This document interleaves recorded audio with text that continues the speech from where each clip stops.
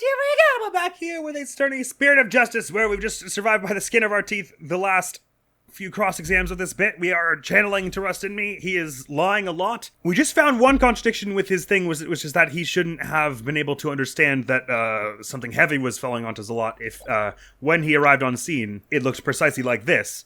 But I feel like the other statement he had made that we pushed out of him, that his wife never left the kitchen, is incorrect because of this photograph, so we probably can also, like, after this, they're going to be like, well, that's not enough to say everything he said was a lie, and they're going to bring us back there, and then we're going to have to push this one. Either that or there were, like, two ways to solve that last bit, but it feels weird that there were two seemingly obvious, two pretty contradictions with pretty massive implications. Well, I guess the implications of this one are a little lesser. He probably just... In fact, I would say it's worse for us that she was... If maybe she was seen, because then she's not... we have one fewer suspect. Nevertheless, Abonimi, you said, and I quote, "Poor Zeh'lot, it must have felt so heavy." Why do you think he felt something heavy? You said the hideout looked like it did in this photo. If so, there's nothing that would lead you to believe he had experienced a heavy feeling.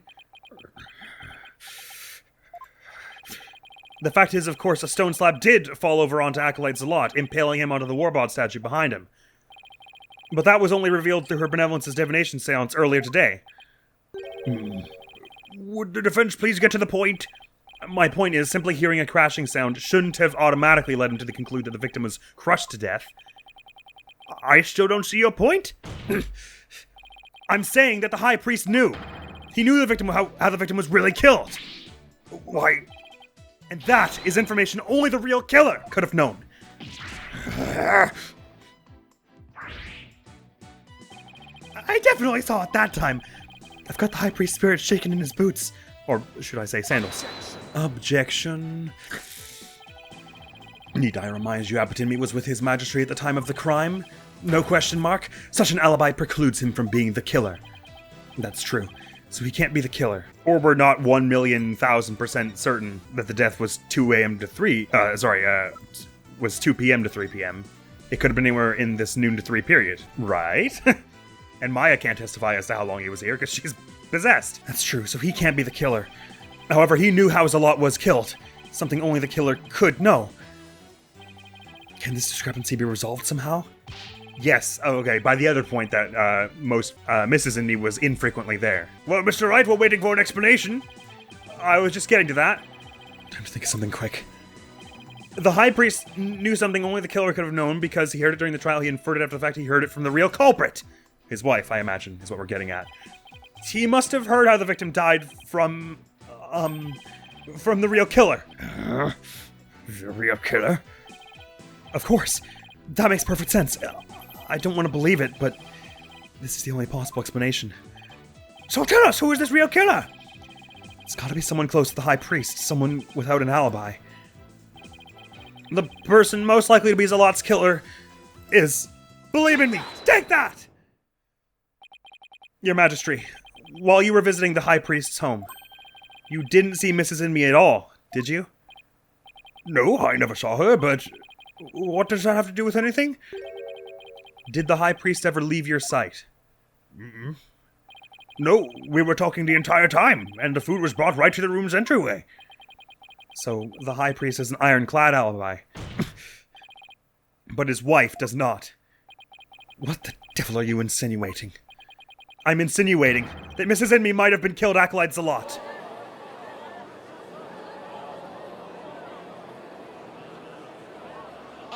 Objection. You have a lot of nerve making such a baseless allegation. She had no motive to kill Acolyte Zeh'lot. He was like family to her. No. We can't entirely discount the idea. Especially if you consider that Mrs. Inby could have been the one posing as Lady Kee'ra. Objection.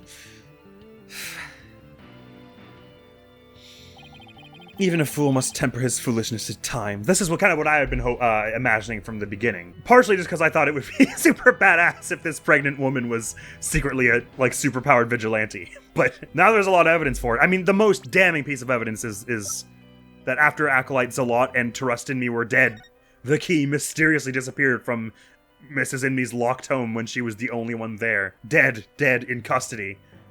And then when it turned up later in our hands, a rebel was all... A helper gave it to me, you know?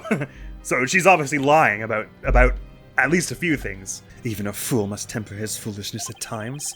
Or do you truly believe Lady Kee'ra would kill Acolyte Zeh'lot though he was not a rebel? Objection! As we all know, the High Priest was secretly a rebel. It would follow that his favorite disciple could very well be a rebel too? Are you suggesting that Mrs. Inmee killed her husband as well? As sad as it is to think she'd kill her own husband to rid the kingdom of rebels, I don't think we can rule it out. Hold it!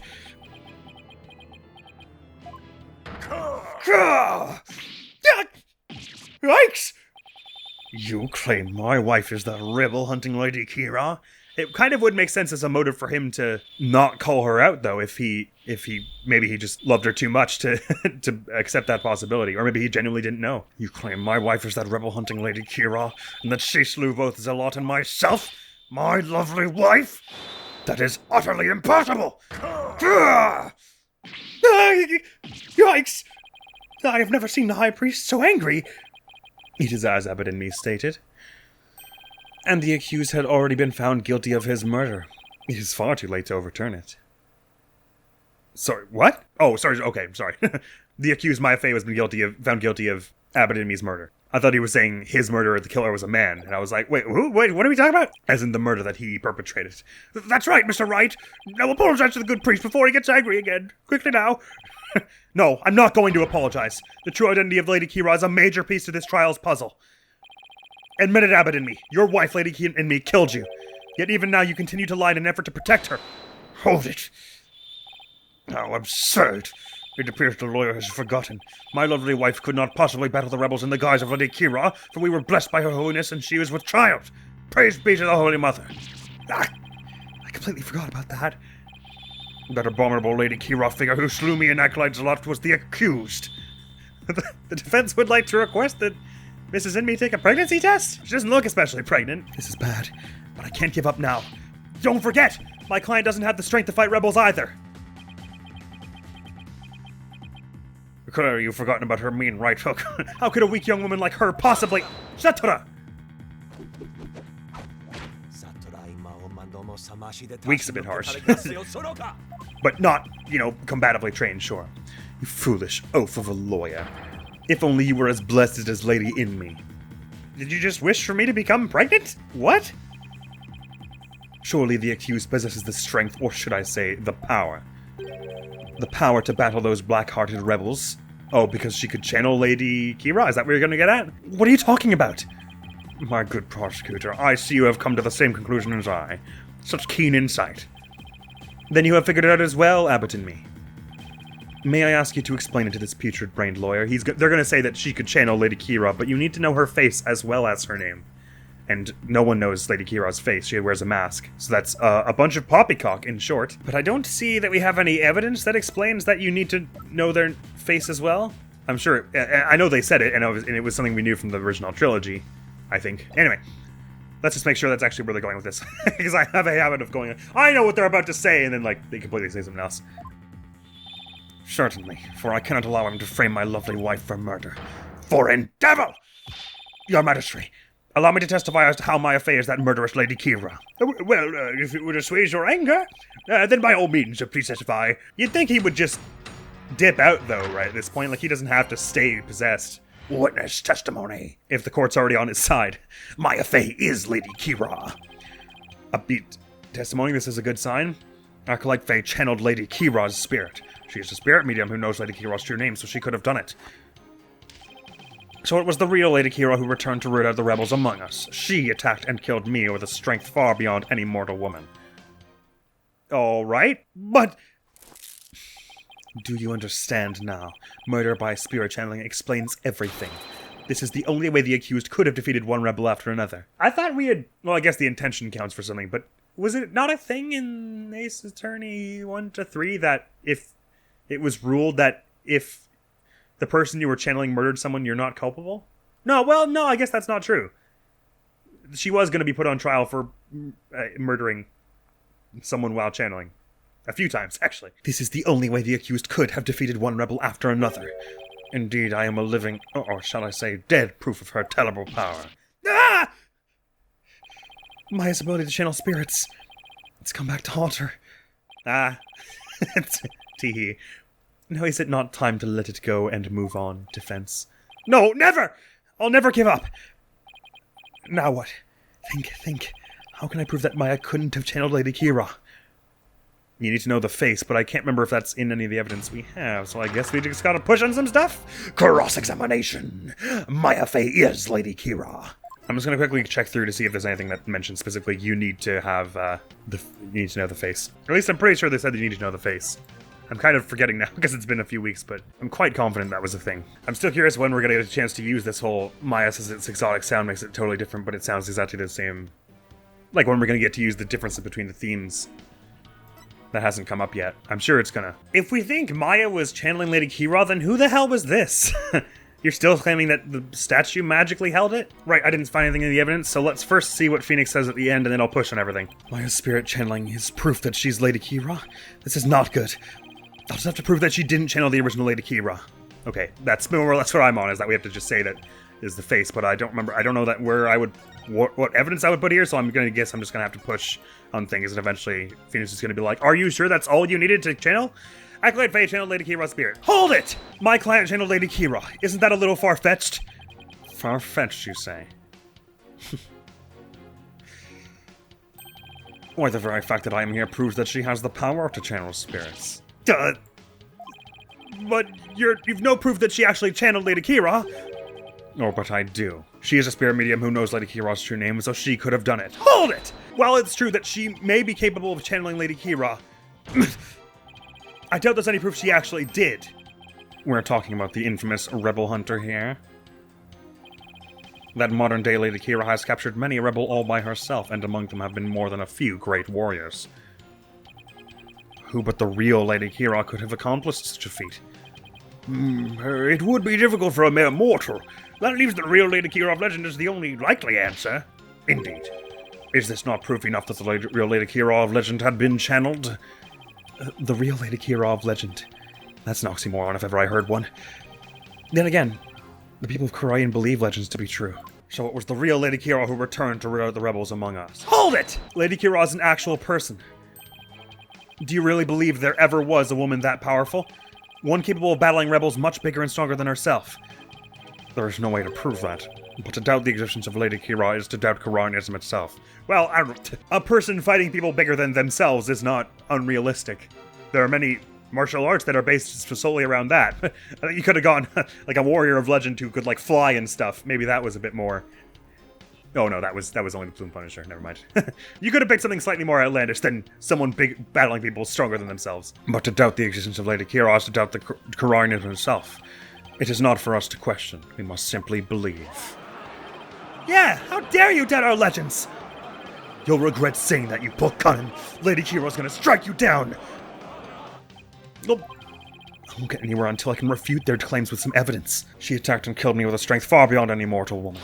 Hold it! A strength far beyond any mortal woman. And just how strong would that be? You need but look at the wounds she inflicted upon my body. Though I had hoped to never have to think about that again. Your wound? It was pretty deep and there was a tremendous amount of blood. And while Acolyte Zeh'lot was rather small in stature, he was strong. Nevertheless, he was no match for the sheer strength of Lady Kee'ra. Why is spirit channeling? Oh, okay. So that hasn't changed anything. I have to present something here. No. I guess what we want to put here is something that shows that she wears a mask. Namely, this thing here. Am I jumping the gun on this one? Surely that's it, right? Is that she couldn't have channeled without knowing the face, and so I have to present something that shows that she's got a mask. What are the other requirements? Their real name and their face, right? That's all. Because you were I remember that being a thing. Because you could channel from a picture in the original trilogy. I'm pretty sure. So I think I can put this because it clearly shows that she's got a mask. Objection! Oh, good. every single objection I throw out now is like a. It just might be death. The Tome of Secrets is only given to the priestess who performs the purification rite. Is this your proof that my client could have channeled Lady Kee'ra? Yes, indeed. For it contains the true name of Lady Kee'ra, a secret only revealed within. Abbot in me. I'm afraid you're mistaken. This couldn't have been used to channel Lady Kee'ra. What nonsense! Mr. Writer, would you care to explain? This is why my client couldn't have channeled Lady Kee'ra. That would be because of the mask. Take that! Lady Kee'ra's face is hidden behind a mask in the Tome of Secrets. You need both a name and a face to channel a spirit. Man, rip anyone who came back to this after some time and didn't know that. Although I guess probably there's Phoenix will consult himself and mention something about that. You need both a name and a face to channel a spirit. It can't be! Without a face, it would have been impossible for my client to channel Lady Kee'ra. Oh my! Therefore, the claim that she became Lady Kee'ra by means of spirit channeling is patently false. And with Lady Kee'ra out of the equation, my client had no motive to commit murder. But then, who is the rebel hunting Lady Kee'ra I've been reading about in the paper? Yes, who is this other suspect, if indeed there is one at all? Let us hear the defense's brilliant deduction. Think! The true identity of Lady Kee'ra is the key to solving both murders. I thought Mrs. Amy was suspicious, but her pregnancy takes her out of the running. And Mr. Rebel is a rebel, so that doesn't make sense. That leaves us with... Mr. Wright, you have that look again. The one where you know you have to say something, but you can't figure out what it is. This is my chance to really turn up the heat. I'll just have to stir the pot till something floats to the top. Your Majesty, I know who's been posing as the rebel hunting Lady Kee'ra. You do? Are you sure about that? Yes, completely. I sense that I may regret this, but please go on and explain. Thank you, Your Majesty. This is who's been posing as the rebel hunting Lady Kee'ra. Okay, I thought it was Beh'leeb, but he's specifically told me, no, we buy that she's pregnant, so it's not that. Mr. Rebel's a rebel, so it's not that. So it's basically either To Rust in Me or Real Nemu, and one of those will not make sense for one reason or another. I mean, he did mention a moment ago that Real Nemu was pretty strong, and I suppose we're saying pretty confidently, we don't know for a fact that Zeh'lot was a rebel, and I guess we don't know it for a fact with Abbott in me either, but it's like we're like 98% sure he was a rebel, so if we're saying that Mr. Rebel being a rebel means it doesn't make sense, then probably the same goes for him, and that would explain why Mr. In-Me would want to kill Zeh'lot. So I imagine we're saying Zeh'lot, because I was saying earlier it probably had to be someone kind of young and of able body, and he did just say, well, Acolyte Zeh'lot was rather small in stature, he was strong, so I'm pretty sure this is what we're getting at. I don't see how any other people make sense. Take that! Health went away, that's good. The true identity of the rebel hunting Lady Kee'ra we seek is Zeh'lot. Now, watch this? The High Priest Shimoda disciple was Lady Kee'ra, you say? It does kind of, it makes enough sense. I kind of, any of the three of them were in the running for a while there, as far as I was concerned. Peace! I say peace! The defense will continue. Yes, Your Majesty. I whittled down the list of suspects until there was only one left. Objection. But a process of elimination is not the same as solid evidence. Then what the hell have you guys been doing this whole time with Maya? I assume you have evidence to back up your claim. Yes, of course. I will have some in a moment, that is. At least I hope so. Maya wasn't Lady Kee'ra, neither was Mrs. In-Me or any of the other possibilities. That leaves Zeh'lot, and I have the evidence to prove it. The evidence that proves Acolyte Zeh'lot was posing as Lady Kee'ra is this. I got nothing. I think we're saying the warning because only someone capable of entering the priest's home could have delivered it, but that goes for Maya as well. Oh, but we're saying she's of an adorable diminutive figure and cannot, wouldn't have the fortitude to stab someone, which I think is dumb. I don't think you have to actually be all that strong to stab someone to death, and Phoenix even said earlier, she's got a mean right hook. And she punched a taser out of Von Karma's hands earlier, so we know she's actually, kind of strong. Anyway, they're saying she's not strong enough to stab him to death in such an explosive manner. Alright. Yeah, I'm thinking it's the warning, because only someone capable of entering the priest's home could have delivered it, and we're saying it's not Mrs. In-Me, it isn't Mr. In-Me, because he was a pretty stuck-in rebel, and it wasn't Maya because she wasn't strong enough to stab him that hard without channeling Lady Kee'ra, which she couldn't have done. So I suppose this does still prove, if it's one of those four people and we've ruled out the other three, it does say it's a lot. Let me just quickly check everything else first. Oh, unless they want me to give the 2 years ago stuff, but that's not proof. That's like, there are probably more people than just Zeh'lot who showed up 2 years ago, you know what I mean? Oh, I guess she didn't punch the taser out of Von Karma's hand. She punched him and got the the bag with the bullet in it, and then, just tanked a taser. Oh man, I feel like we're like 2 contradictions away from the end of this case, and I really don't want to mess it up now. I think we want to say the warning letter. Because why else would they still leave us with it, right? I don't see how anything else helps here, so I'm only like 70% confident on this. But take that! Oh, good. This is what proves that Acolyte Zeh'lot was Lady Kee'ra. Lady Kee'ra's warning letter. How absurd. What could that possibly prove? Well, let me finish. Damn! Prosecutor Sadmati. You stated that this warning letter proved that my client was Lady Kee'ra, and the reason you gave was that the High Priest's house was locked tight. But there was another member of the family who lived there. Therefore, Acolyte Zeh'lot could have delivered the warning anytime he wanted! What is he talking about? That's just not possible! Why not? Are you saying Lady Kee'ra was not the culprit, but rather the victim? That's exactly what I'm saying. What? That's the thing you said a moment ago. Yeah, I was there. That would overturn the entire premise of this case. That's never happened before. This trial is proceeded on the assumption Lady Kee'ra was behind the serial killings. Never for me it didn't. But if Lady Kee'ra is one of the victims, who was the killer and what was their motive? The only suspect left is Mrs. Inme, and there's only one possible motive. What if Mrs. Inme is a rebel? What?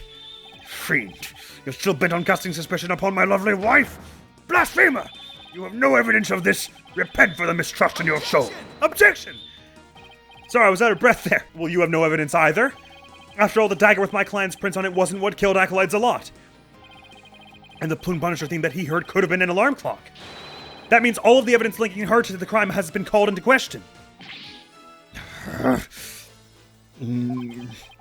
Was Lady Inme a rebel, and did she pose as Lady Kee'ra to kill Acolyte Zeh'lot? Or was Acolyte Zeh'lot a rebel, and was the accused Lady Kee'ra who killed him? I would say either scenario was just as likely. What are we to do now? The key! The key! Hold it. The alarm clock, you say? Do you mean the one in the rebel hideout? Yes, but what of it? So that's it. What's gotten into him?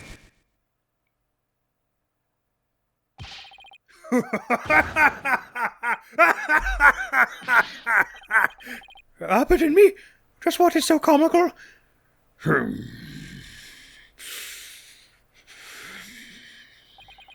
Forgive my outburst. That has simply tickled my funny bone. What did?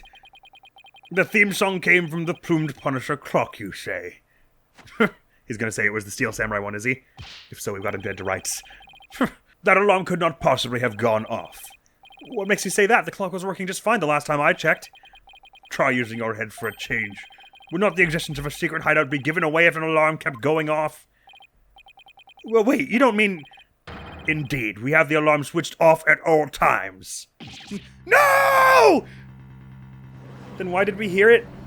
In the seance vision?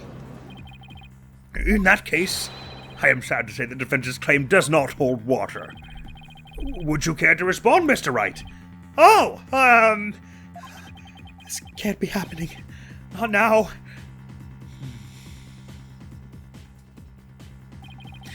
This should put an end to the lawyer's futile struggles. The theme song the victim heard was from the accused strap, just as we suspected. Therefore, the accused is the rebel-hunting Lady Kee'ra and the victim's killer. I need an opening, something I can raise an objection to. That Plume Punisher theme song Acolyte Zeh'lot heard in his final moments. I'm sure we're about to come into the Steel Samurai thing here somehow, but I'm not sure just yet, because as we understand it, up until... Maya did receive this before the murder, because Zeh'lot's still here. That Plumed Punisher theme song Acolyte Zeh'lot heard in his final moments. I too heard it by way of the listening device. Why didn't you mention it earlier? But did you really? If you had heard it, why didn't you testify to the fact before? Is it not obvious? I did not know such a tune could become a key matter of dispute. You said it was a haunting silence. Are you kidding me? He's hiding it because it's something bad for him. Yes, the matter of the theme song came up before Abbott and me was channeled. Oh, right. Well then, what if he's lying about the clock's alarm being switched off? Miserable wretch, that would be a pointless lie, one easily disproven. If you check the clock, you will see that the alarm is in fact switched off. Come to think of it, he did have to turn it on, didn't he? What a fine item. This switch, if I'm right. We set the switch back into the off position before we left. I remember hearing it clearly. Those distinctive taiko drums in the... Okay. In the intro were etched in my mind. They went... Distinctive taiko drums in the intro? This trial has gone on far too long. Shall we move ahead to the verdict phase now? By all means, and let us also return Abatinmi's spirit to the Twilight Realm. Before I go, let me say a word to my darling wife. Objection!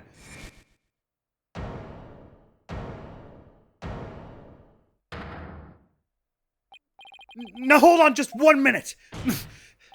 Your Majesty. Yes? The High Priest's statement is inconsistent with a certain piece of evidence. It is? Still you writhe in defiance of your fate. The very sight reminds me of a tortured soul writhing in flames. You won't be saying that once I show you the evidence. Now all I have to do is pick the right one. This piece of evidence is inconsistent with the statement about the taiko drum intro. That would be Maya's statement. Well, this one anyway. Traditional Khura'Inese instruments, not taiko drums, which come from Japan! Take that! This is what's inconsistent with his statement. My client's Plume Punisher strap. What does that have to do with anything? It plays the Plume Punisher theme song. And here it is. The theme to the Plume Punisher, Warrior of Neo Twilight Realm!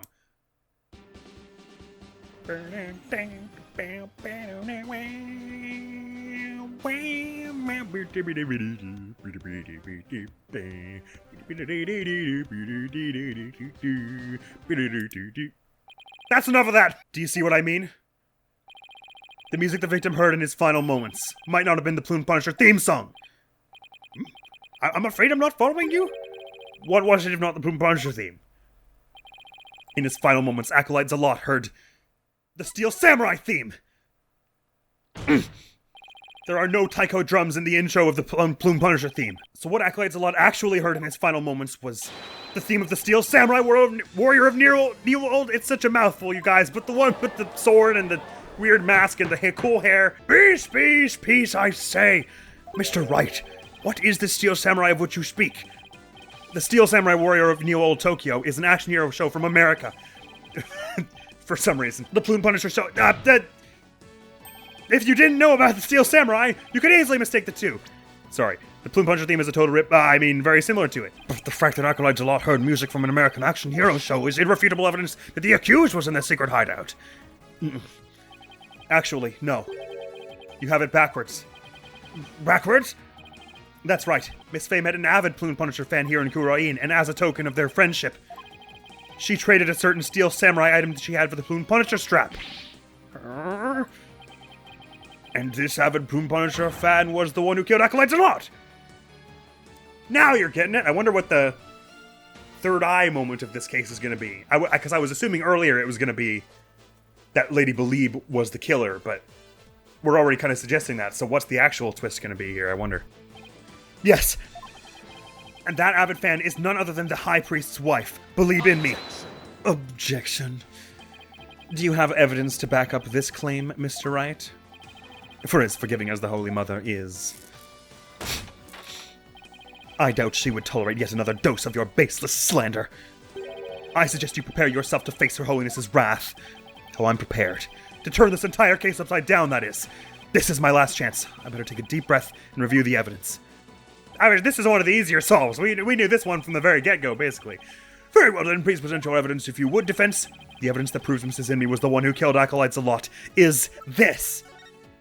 She's got the strap right there. Take that! It's right here, in this family photo! Proof that Mrs. Inmi and Miss Faye traded items featuring their favorite characters. Objection. A family photo? And what exactly should we be looking at here? The proof that they exchanged items featuring their favorite characters is right here. Well, it's in two places really, but let's go with the Steel Samurai one. Take that! Look at Mrs. Inmi's left wrist. You can see the Steel Samurai's trademark top knot right there.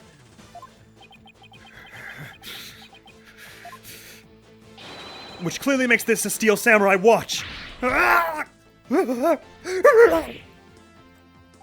Why, I never knew your wife had such hobbies happened me. That's the thing to be focusing on here, of course. This family photo was taken right before Acolyte Zeh'lot was murdered. By that point, my client had the balloon puncture strap and Mrs. and me had the samurai watch. So what the victim heard in his final moments was none other than the sound of the watch Mrs. Enemy was wearing. Hold it!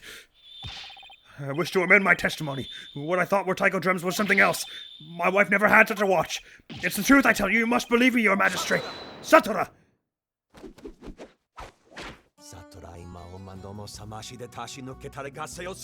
Is he doing this in our favor, or is he about to say this against us? Be not deceived by the defense's lawyerly chicanery. Now what? He's been pretty quiet up to this point. What does he have up his sleeve? There is a big gaping hole in his flimsy claim. A big gaping hole? I don't think so.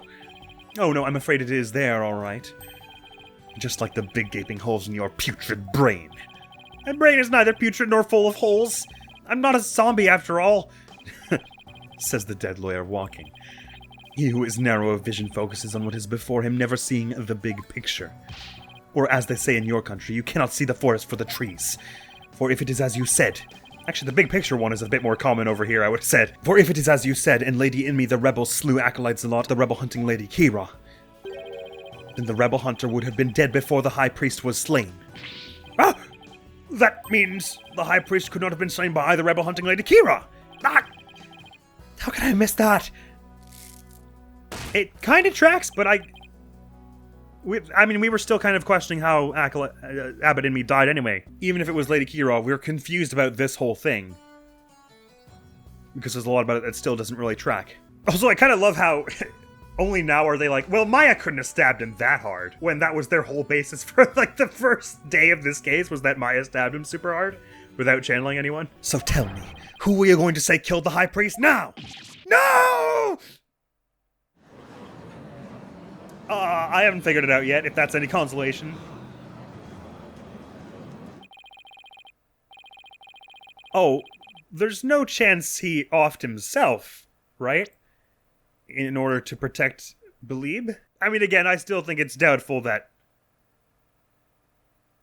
Well, I mean, it's not impossible. It would be weird to then run towards it like this, but if he knew well that he could be he could be, the Seance vision could come after that, he might have done it that way to protect Lady and me, Mrs. and me. I want to figure it out before Phoenix does this little go into the mind thing, which I imagine is coming soon. Because, like, I guess the Seance vision, it might have just been like a video game trick of, even though they were clearly holding a dagger and it wasn't one of the spokes of the statue, maybe it actually was that and it just looked like a dagger because video games. But it really seemed like there was someone standing there, right? And if it is so that he turned around mid reading the thing, the sutra, at the same time that Maya conked out behind him, and he turned around because this door was opening. It was someone who was in the rebel hideout. Wait, sorry, 2 seconds. What were we just saying? If Lady Inmi the rebel slew Acolyte Zeh'lot right before,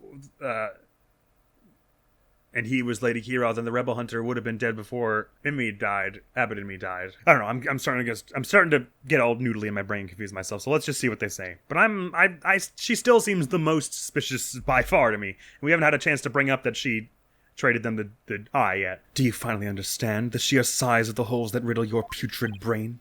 I'm in hot water now. I don't have any other suspects in the High Priest's murder. You mindless zombie. You should have begun your journey into the Twilight Realm long ago. Now let it go and move on! No, I will never give up. I just need to think things through and figure out who really killed the High Priest. We're going into his head? Here it is, so we're near the end of the case. That's good. If Acolyte Zeh'lot had been Lady Kee'ra, he couldn't have killed the High Priest, so the question is, who did? Maybe I can get to the bottom of this by reviewing the events of the case in order. What evidence could tell me something about the crime scene before the murder? Well, before Inmi's murder, Maya does say that the thing was already red. The water was already red. If we're talking about Inmi's murder. The spring was stained red before the rite. Right, Maya said that the spring had been stained red before the rite even began. The spring was already red before the High Priest's murder because of Zeh'lot's blood.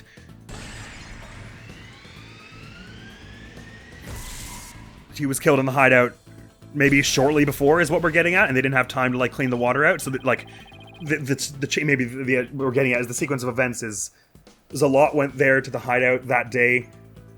Lady Beh'leeb came in there and killed him, and then she had no other way out but to kill her husband or something? That's right, Zeh'lot had been killed in the rebel hideout the day before the Wright, and his blood had flowed into the spring. Wait a second. The High Priest knew that Zeh'lot had been killed in the hideout, so why didn't he report it to the authorities? If Maya had been the killer, he could have easily had her arrested on the spot. Why didn't the High Priest inform the authorities right then, to keep the hideout hidden to threaten Maya?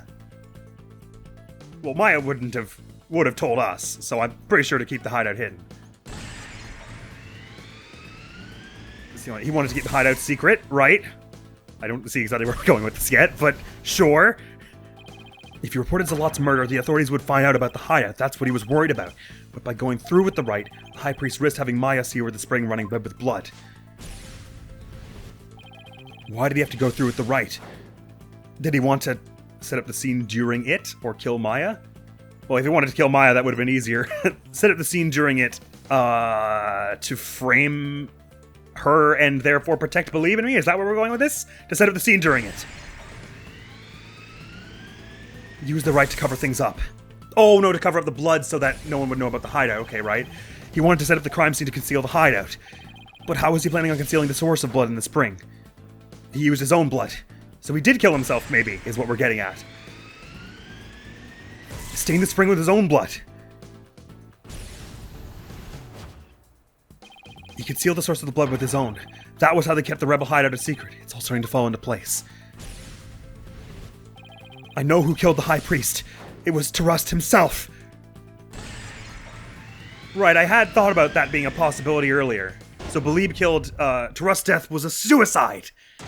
Solved! Okay, that does track. I had come up with that at some point, but so it was more to cover up the rebel hideout than to protect Beh'leeb in that case, I suppose. Although I guess it also has the added effect of doing that. And he just had to frame Maya because that was the only way, I suppose. I can't believe it! The High Priest took his own life to keep the rebel hideout a secret! Chili had the mark of the dragon on him indeed. The High Priest wasn't murdered by anyone. He took his own life to keep the rebel hideout a secret. What? What's this? I said he took his own life to keep the rebel hideout. The High Priest committed suicide. I've never heard anything more absurd. Objection. The lawyer has placed a stain on the good priest's death with his putrid brain. Its putrid gaping holes are as large as the hole in his logic. What hole? You still fail to understand. You truly cannot see the forest for the trees. You claim the High Priest took his own life, but have you considered who brought the dagger to the Plaza of Devotion? Ah! After the High Priest was killed, the dagger was thrust into Acolyte Zeh'lot's dead body. Only the accused Maya Fey could have done that.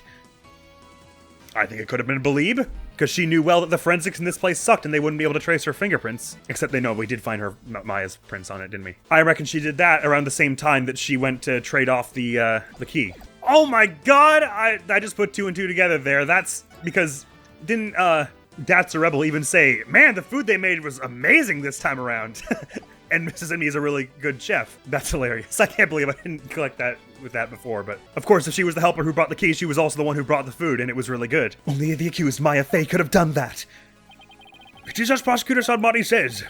Your claim is rather porous in its logic. I gotta say, this game, in spite of logic not always clicking with me, they have some excellent foreshadowing going on here. With that, the food being really, really good that they mentioned earlier. In the Magician case with Bonnie having twice the amount of makeup she would really need. And they're good at playing them off as being like just quirky little, that's unusual little side detail to mention because this game is full of those. But when you think about it, they all click together perfectly. So I don't think they actually said it at any point, but Abbott and me donated the banners with the intention of breaking That's a Robo out, right? I think that's the idea. Your claim is rather porous in its logic, and your evidence is too weak. You cannot prove that the High Priest took his own life to conceal the rebel hideout. Ah! Right, the dagger was impaled in Zeh'lot's body, but his body had been placed at the plaza the previous day. Well, Mr. Wright, would you care to respond? Zeh'lot's body was already in the plaza the day before the Wright, but what if the dagger was also already in him at that time? The dagger was never at the inner sanctum. We never found Trust's blood on it, right? It was moved by Trust's soul. I think he was killed by something else. Maybe also he was killed by one of the spikes on the statue and the seance vision is just lying. Trust died by a different weapon. Of course! That's it! What is it? There was no need to move the dagger. It had already been stabbed into Acolyte Zeh'lot's body the day before the rite. What? So that means, what does that mean? It means the dagger wasn't the weapon that took the High Priest's life. Objection. But no weapon was ever found at the inner sanctum. If you will not listen to reason, then I insist you prove your assertion. Wasn't it you who said the damn cloak was over the statue? Show us what you believe the real murder weapon to be. The real weapon? I've got nothing, but I know there had to have been a weapon there. Maybe if I think back on the trial this far, I'll spot the clue I need. Well, would the defense care to tell us what the real murder weapon is? This is what really killed the High Priest. Take that! Oh, that wasn't it? Are you kidding? You believe that to be what took his life?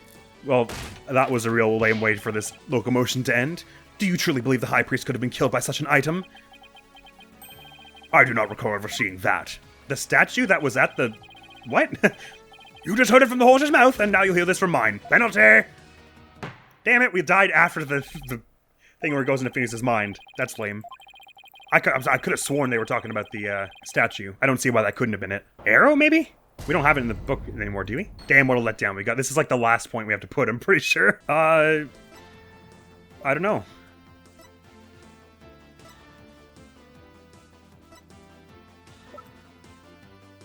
Oh, sorry, okay. I got it right, it's the Warba'ad statue, but I forgot we had that in evidence now, so I didn't have to keep using the photograph. My bad. I was right, though. It's the statue, right? What really killed him has been at the inner sanctum all this time, and its lethality has already been demonstrated by the late Acolyte Zeh'lot. That's right, it was the Warba'ad statue.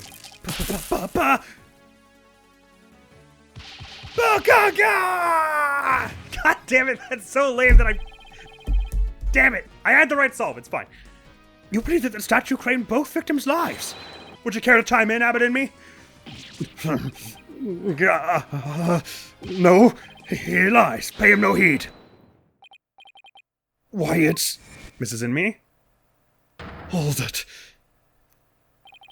Lady and me. Darling, don't you think this has gone on long enough? Hold it! Beh'leeb, no! Your Majesty, my wife knows nothing. Please, Abbot and me. Let your wife speak. Now, Lady and me, please continue if you would. It's that time again. And what time would that be? 2:30 in the afternoon. The time my husband conducts his daily prayers, and the time Beh'leeb was slain.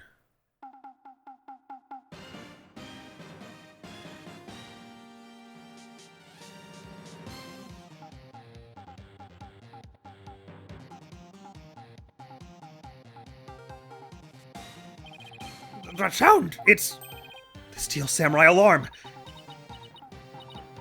I, too, like to pray at the same time as my dear husband, so I set an alarm to remind me each day. But I had no idea it would come to this.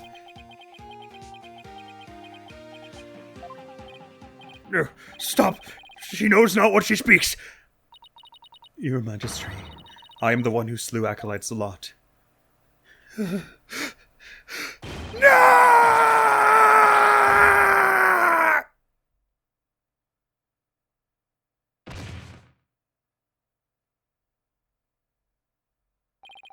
But in me!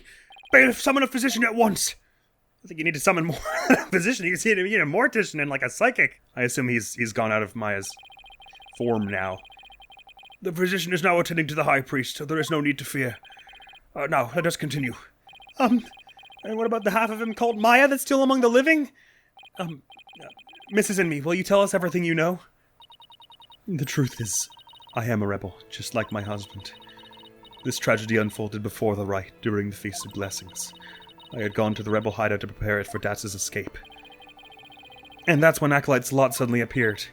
Yes. Beh'leeb was shocked when he saw me there. Acolyte Zeh'lot did not know you were a rebel. I do not believe he did. I believe he was there simply to investigate the hideout. And then he suddenly came face to face with Mrs. Inme. So the true identity of the rebel hunting Lady Kee'ra was Zeh'lot. Yes. He was a member of the secret police, serving directly under the Minister of Justice. Secret police? So then Beh'leeb's visit to the palace really was just coincidental because of Abadenmi's death? They weren't trying to get information out of her or anything? Or did they know she was a rebel and they were like interrogating her there or something? And this is what he said to me. I can kill rebels with impunity. The Justice Minister has my back. He was using his position within the secret police to deal us rebels a heavy blow. But murder sanctioned by the Crown is still murder. Even without a DCR, Dirk and his insurgent scum buddies' days are numbered. What's that supposed to mean? Let's just say I got a little trick up my sleeve, so I'd watch it if I were you. Cause you got a defiant attitude like one of them dragon dupes. The trick up ministering his sleeve was Lady Kee'ra. No! This can't be! My father would never! This must be a bolt out of the blue for Rafa. This explains why Acolyte Zeh'lot abandoned his real name. Yes. He even went as far as covering up the tattoo that all Khura'inist clergy members receive. Lady Kee'ra was a member of the secret police. That explains why no order was given to investigate her attacks. I guess I'm not alone in hearing this for the first time. But, this cannot be... Is this true? The Justice Minister is sanctioning state-sponsored murder? Peace! Now, Lady Inmi, please continue. Pere suddenly lunged at me. That's when I pushed the stone slab toward him with all my might. And we know it goes over pretty easily. But I never meant for what happened next to occur. Hold it! Allow me to take it from here. But Inmi! Are you sure you're alright now? I am sorry you had to see that. Ooh, new music. Spooky and mystical and interesting. Oh, I suppose is this like the Khura'inese version of like the Tell the Truth theme? But we didn't hear it in the first one because what's his face? I already forgot his name. The dude, the heavy metal dude. Peace, love, and understanding. Peace, love, and understanding. Peace, love, and understanding. Peace, love, and understanding. Understanding, I guess it is. It wasn't the sort of truth-telling sort. I'm sorry you had to see that, but you need not worry about me. I'm already dead. Please, we need to know what was so important that you would take your own life. After I learned that my wife had accidentally slain Zeh'lot, I chilled his body with snow to make it seem as if he died more recently than he did. Then I later moved it to the Plaza of Devotion and inserted the dagger into his wound. The plaza was empty at that time, for it was before the prayer time had started. Finally, I placed his body in the prayer pose, knowing that no one would notice anything was wrong until the rite had concluded. It is perfectly plausible that no one would disturb him if he seemed to be praying. We do treasure our prayer time after all. So you admit you tried to pin this crime on Maya Fey? Yes. This was all my doing. I never told my wife of my plan, but surely she would have tried to stop me.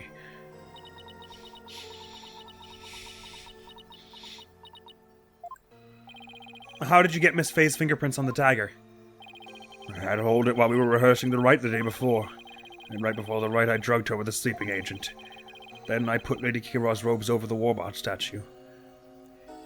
So, did Phoenix actually pass out from back pain? Or was he drugged as well, with the same sleeping agent? Then I put Lady Kee'ra's robes over the Warba'ad statue. That means Maya was probably already groggy by the time the rite started. Finally, I ended my own life, to ensure that the crime would appear to have been my acolyte Faye's own hand. But when your body was discovered... So it was, in fact, it was like a lie, a red herring, that in the vision we saw the dagger protruding from the cloak's hand, because it was clearly shiny in metal and not stone.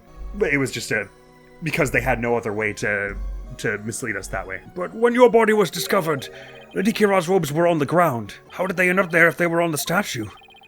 After I impaled myself on one of the statue's dagger-like feathers, I used the last ounce of my strength to hurl my body backwards.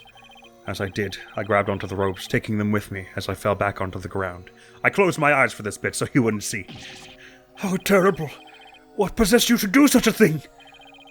You needn't have committed suicide simply to frame the accused. Prosecutor Sadmari, as one well-versed in our kingdom's legal system, I would expect you of all people to understand. Understand what? This kingdom's legal system. Mrs. Inmi's crime, your suicide. It can't be. That would be sadder than sad. Why, I believe the defense knows of what the High Priest speaks. Yes, I finally understand. This explains why the High Priest took his own life, because there would be no defending... Beh'leeb. The Defense Culpability Act. Circumstantial evidence supports Mrs. Inme's killing of Acolyte Zeh'lot in self-defense. However, it would be next to impossible to prove it without a lawyer. That's why the High Priest wanted to pin the crime on Maya Fey. I fail to see what that has to do with his suicide. In Khura'In, the divination seance is the most important piece of trial evidence. The High Priest wanted to frame Miss Fey as a serial killer. It was a clever plan in which he made sure he'd see Lady Kee'ra in his final moments. The lawyer speaks true. That is why I placed Lady Kee'ra's robes upon this Warba'ad statue. I made it seem that Acolyte Fey was the rebel hunting Lady Kee'ra. Hold it! But... are you saying you used my divination seance to produce false evidence? Forgive me your benevolence, but it was the only way to help my lovely wife. If you had approached me first, I could have proved that the murder was in self-defense. Perhaps. But I had little faith in lawyers despite being a rebel. How utterly foolish to cast away one's life for such a reason! There must have been other ways to cover up the crime. Yet had I done so, my wife would rush to my defense, and when the case went to trial, she would suffer the same fate as I under the Defense Culpability Act. I could not have lived with myself had she been convicted because of that fiendish man. This cannot be. All I have done under the laws of our kingdom. It has all been... Poor Rafa. She's really taking this hard. But I can't say I'm surprised.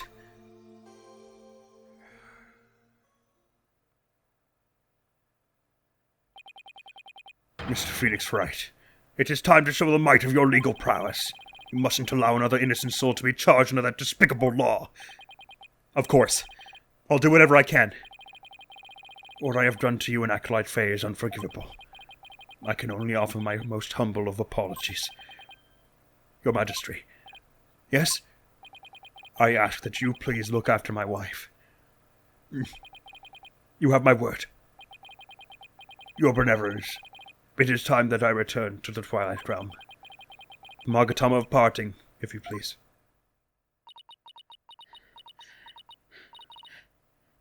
Very well. Hold it. Your benevolence. Please, allow me the honor.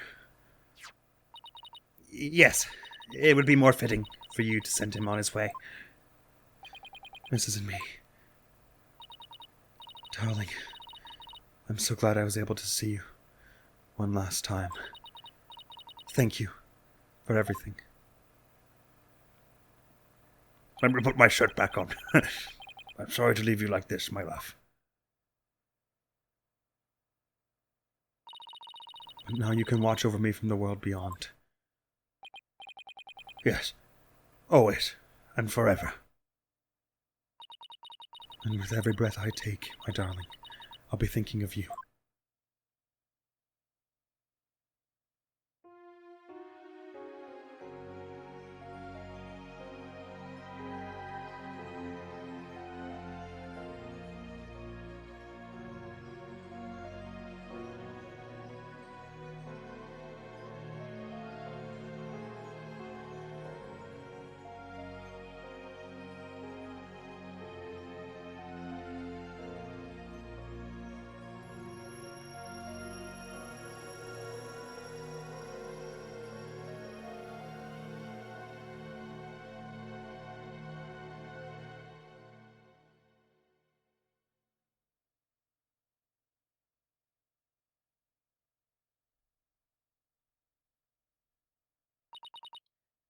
Farewell, my darling, to rest.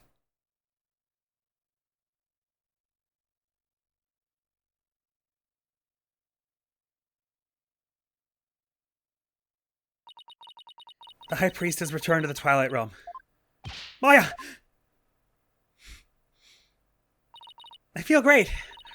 I guess that means he didn't leave any regrets behind. Oh! But what about the trial, Nick?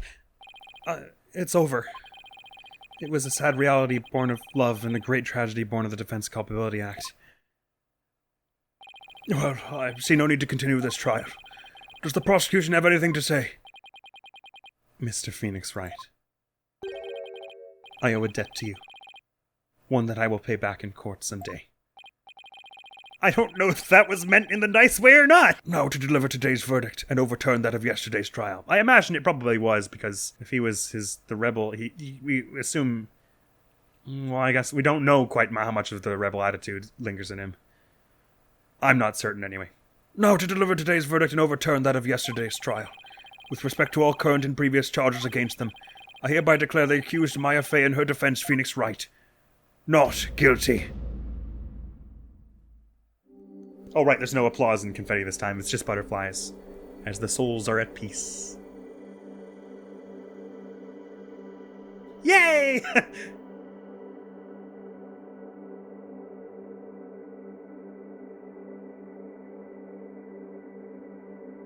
Oh, the sequence wasn't quite this long last time, was it? Does it get a little longer each time, maybe?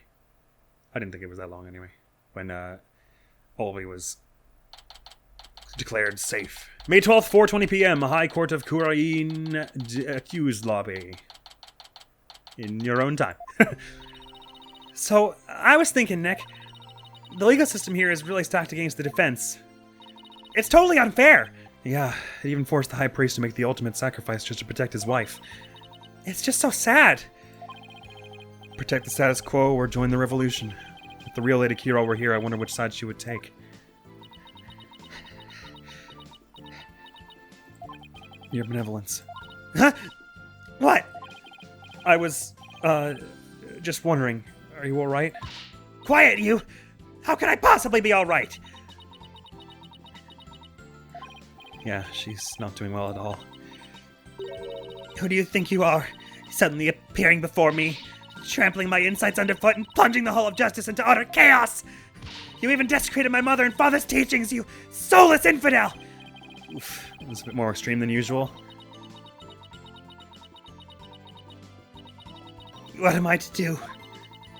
I had always believed that communing with the victim's Mitama would lead me to the absolute truth. But each time you overturned my insights, it was revealed that they served to support false charges rather than the truth. I'm left now with that heavy truth in my heart. I'm sorry, Rafa. Perhaps I'm not worthy of hearing the voices of the Mitama. That's where you're wrong, Your Benevolence. What? It was Maya, I guess that makes sense. Maya? How dare you! Your role is to bring forth the voices of the Mitama into our world. If you don't do it, who will? You know nothing, Maya Fey! It was spirit channeling, not a divination seance that brought the truth to light. How dare an outsider like you employ the Queen's sacred art? But what can I do?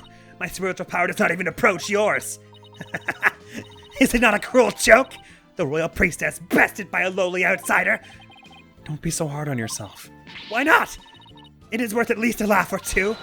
You shouldn't talk like that. Huh? Hey, listen, Your Benevolence. You were just fulfilling your duty, weren't you? And you're the only one capable of performing the divination seance, right? The station of Royal Priestess is not something to abandon lightly. This station of Royal Priestess. The people of your kingdom believe in you. But if you really mean all that you just said, then what are they supposed to believe in? You know not of what you speak. Actually, I kinda do. After all, I'm only here training so I can become the master of my village back home. A village master, you say? I did not know. It seems I owe you an apology. I mean, she said it a few times in the court there. But also, if we've proven anything, it's that we need every portion of this. I think without the seance, we would have been pretty cooked. For even today, I called you a neophyte practitioner. Yeah, but you said you'd stop if I channeled it, so right? So we're all good. It's alright, Your Benevolence. Thank you for finally acknowledging me. Future queen and a future village master. I guess it shouldn't be a surprise, considering they may have had a common ancestor. Maya's right, Your Benevolence. Barbed Head! Your insights were a crucial piece of evidence in the last trial. It doesn't matter if they weren't always 100% accurate. You should be proud of what you did. You played an important role in assuring that justice was served.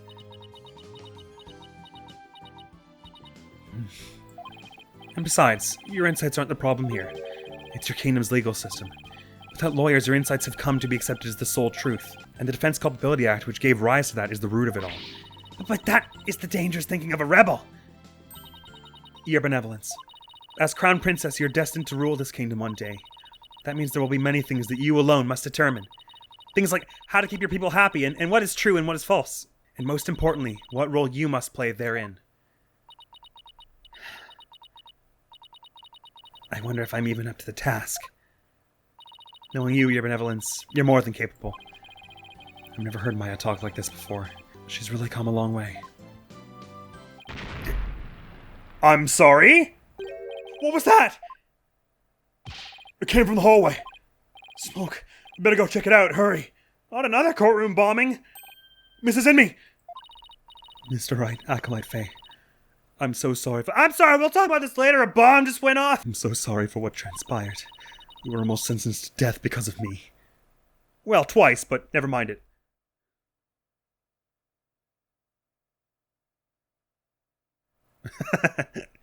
She used her lipstick to make the death mark.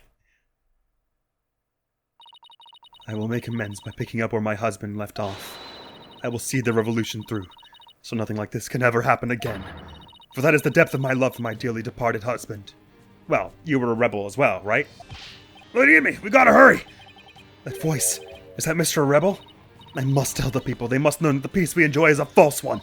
One built on the backs of innocents charged with false crimes under that odious DC Act. We have it in our power to forge a society in which the law judges all of us fairly. Hey there, PW! I wish we had more time to talk, but... Dirk, everything's ready, it's go time! Dirk? He's here?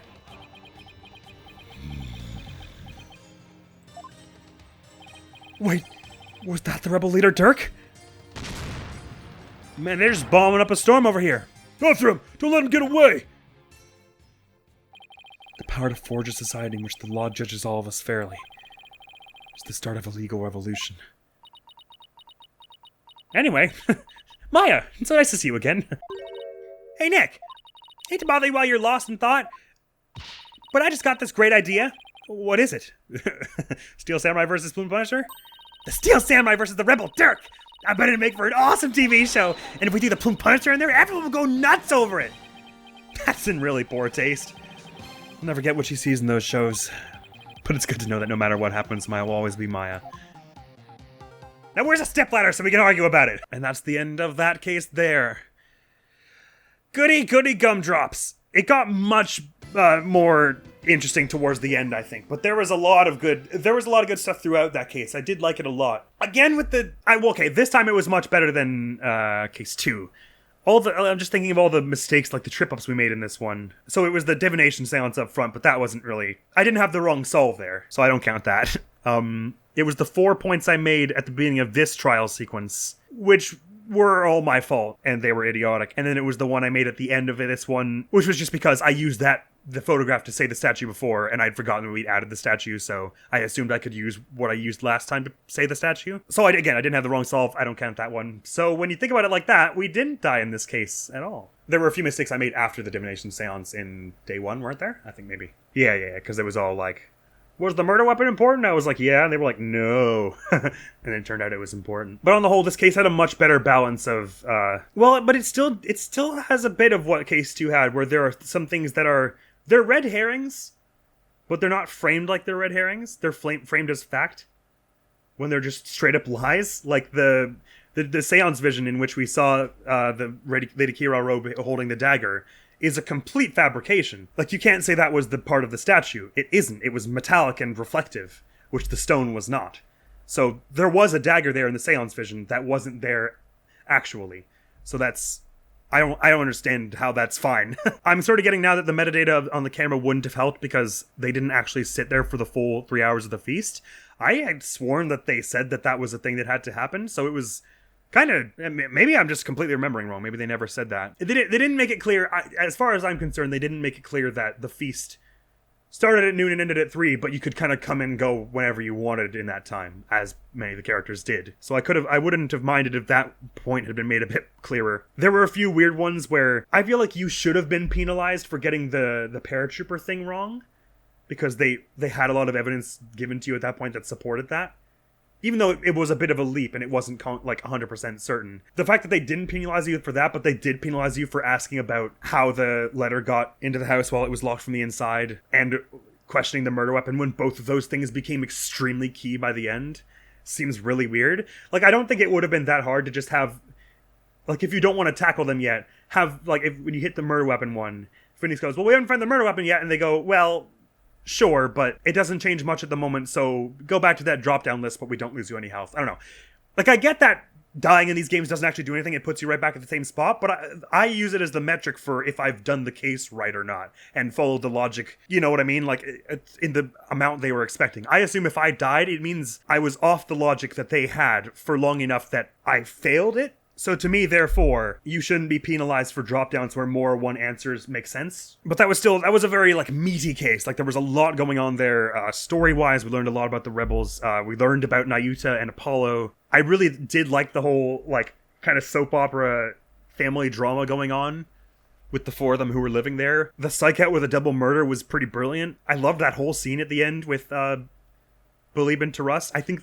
I mean, a suicide perpetrated to cover up another murder to protect the murderer in that other murder case, because and then framing that by setting up your last, like, 10 seconds of your life or whatever to make it look like someone else killed you is, like, I mean, it's just like the complexity of that, and to write it even though there were a few things that felt like, not plot holes, but that the mystery leads you one way where it isn't, I still think they've done an incredibly admirable job of keeping such a complexly woven murder case not only understandable, but having emotional resonance and having motivations that make sense. Even though I didn't understand them the whole way through, you understand well that this family is deeply intertwined with it. And then that was a pretty emotional gut punch at the end when Trucy is, like, trying to keep her from admitting that she killed Zeh'lot in self-defense. I don't really understand how Beh'leeb in me was then not. I mean, don't usually, if once you're declared guilty, like, the bailiff then, like, escorts you out. So I don't know how Beh'leeb was just able to wander into our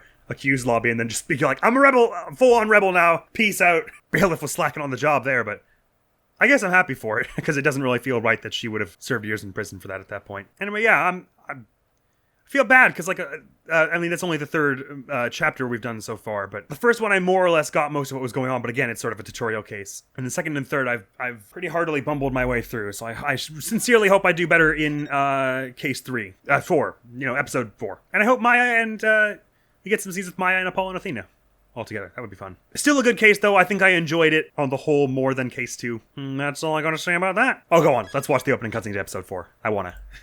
Turnabout Storyteller. Oh, can't wait. Episode 4. Turnabout Storyteller.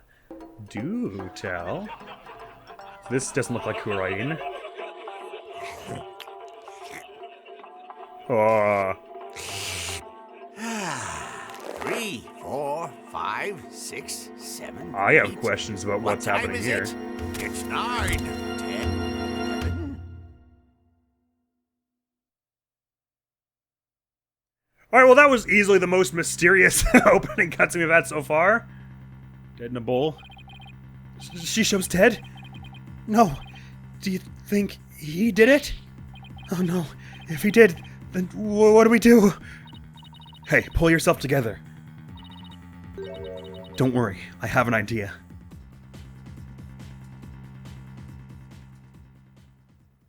Who knows what any of that means? Oh, unless we won't be back in... Oh no, we are. No, we're back in America. Wait, we're in court. Oh my.